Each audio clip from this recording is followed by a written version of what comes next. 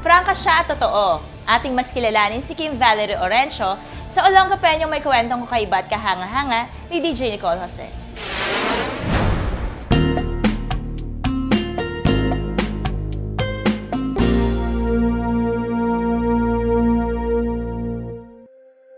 Kung di man maganda yung buhay, pagandahin, di ba?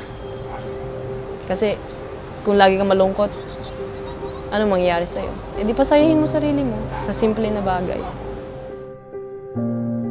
Nasusukat ang tagumpay sa hindi pagsuko sa anumang pagsubok ng buhay. Basta ibinigay mo ang lahat mo, lagi kang panalo.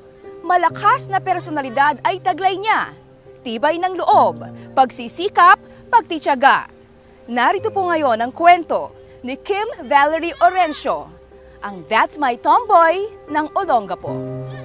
Pinauwi ako ng mama ko dito kasi bawal talaga mga tomboy sa Dubai. So, doon kasi napapatrouble na rin ako. Imbis na pumasok ako, nagkakating na ako. Nakikout ako kasi pumasok ako lasing. Hindi na ako pumapasok.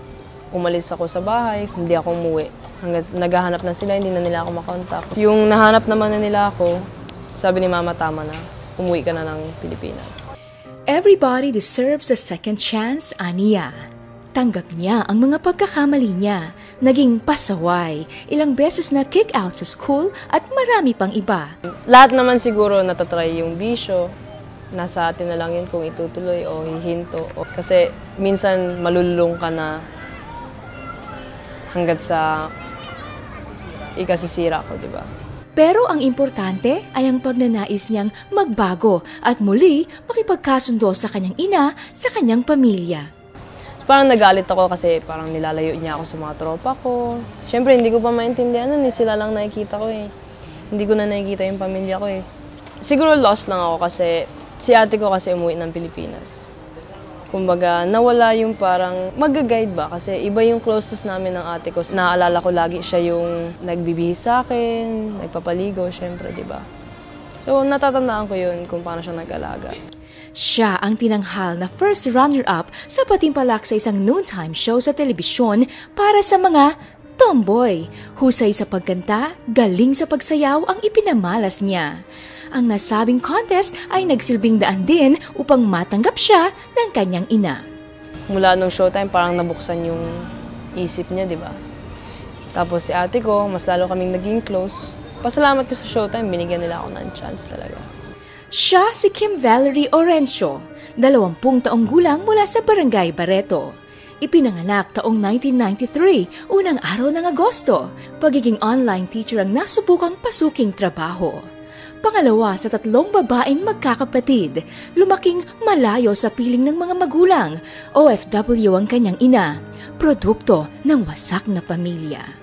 Sabi nila, sana hindi ka magbago. Sana hindi ka lumaking ulo, magyabang. Sabi ko, ang sinasagot ko sa kanila, pag nagbago ako, unang-unang magagalit sa akin pamilya ko. At para saan pa magbabago ako? Kung paano ka nakilala, yun ang ipakita mo. Mga pinagdaanan niya ay aminado siyang dahil sa kahinaan niya, impluwensya man ng kapaligiran o ng iba. Ipagpatuloy ang pag-aaral lang sa ngayon ay hangad niya, ang paghahanda sa kinabukasan gamit ang cash prize na natanggap niya. Lahat ng tao deserving ng second chance. Ibibigay din naman sa inyo yan. Kung ginusto. Lahat ng choices natin may kabayaran. Whether it's a good choice or a bad choice. Magbago na lang. Kasi ang nanay, alam lahat sa anak eh. So, pinaka-importante siguro sa akin, mama ko. Kasi, alam ko yung hirap na dinanas niya.